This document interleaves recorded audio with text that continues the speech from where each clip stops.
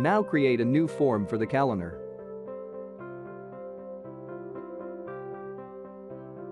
In this form, the data entered in the previous form will be displayed, which you don't need to enter any data in the calendar. You should choose its type as a report because you don't need to save the calendar in the database. So you don't need to enter a table name for it.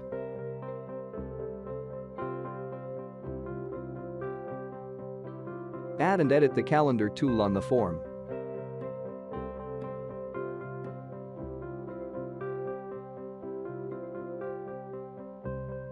Select vertical to display the user list like this.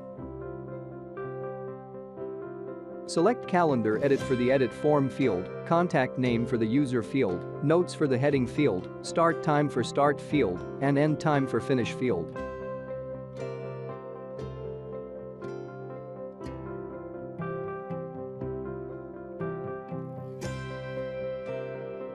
Clear the week option.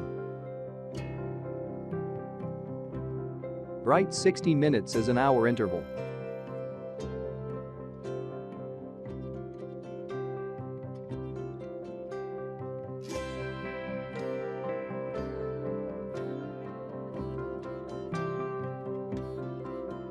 Select User ID, User Full Name and User Color from the Xpoda Client Users table for the user query.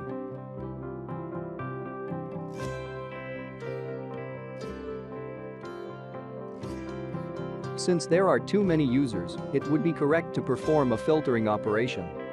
This can be done most easily by selecting the first 3 users. Let's save and run our app to see changes. Create an entry in the activity calendar edit to appear in the calendar.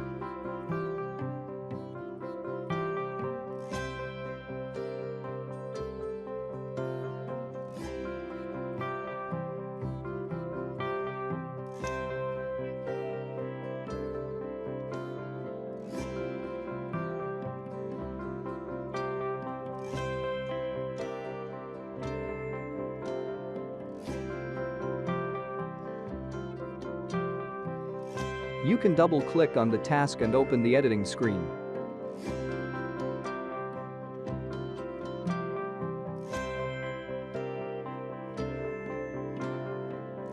Have fun!